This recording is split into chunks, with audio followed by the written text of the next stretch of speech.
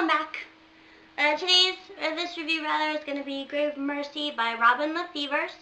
I had the honor of hearing Robin LaFevers speak at Sirens in Washington last year. But when I was listening to Miss LaFevers speak, her speech was really funny. She was one of my favorite speeches of the weekend. But she was talking about how her publisher and how people tend to think that she's crazy when they hear her talk about her book series, which is Ninja Assassins for Death. And does that not sound awesome? Do you need more? Alright, I'm out. No, it is. It's really good. I mean, they work for the assassins that she follows, and she follows a different assassin per book. And there are two that are out so far. The third will be out in November. They work for a convent that worships death, and I mean, in this world, gods are very real. The god Mortain, who is the god of death, is someone that, you know, gives visions and that type of thing. And so they work for him. And trigger warning for this book: it starts out dark.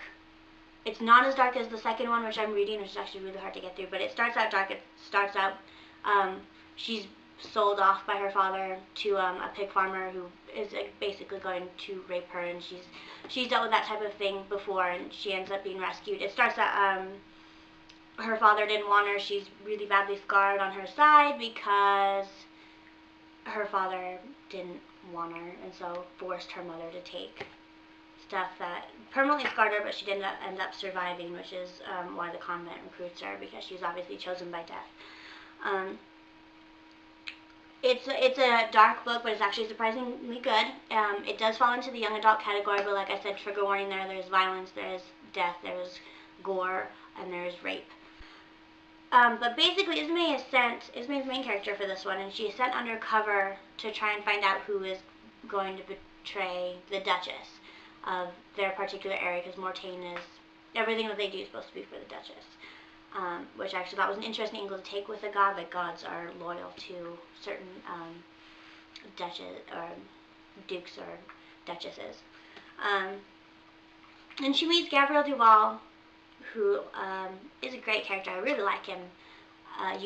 He's, even when he starts out as a jerk, as they all do, it's kind of Pride and Prejudice-y. And they fall in love. It is a romance type. It has romance in the book, but it's not a romance story, and I feel that that's an important distinction to make with young adult.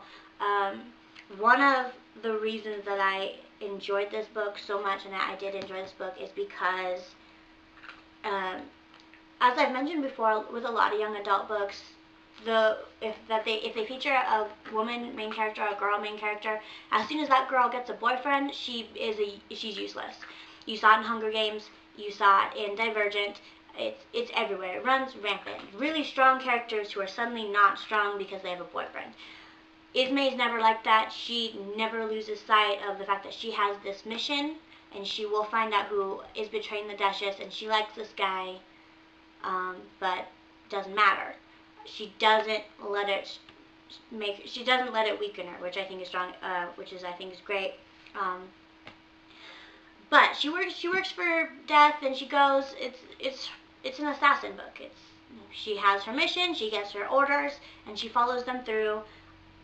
And then the conflict comes in when it turns out that maybe Mortain, the god of death, is more complicated than the convent seems to think. And it ends basically you don't know what she's gonna do, if she's gonna stay with the convent, if she's gonna go with Duval.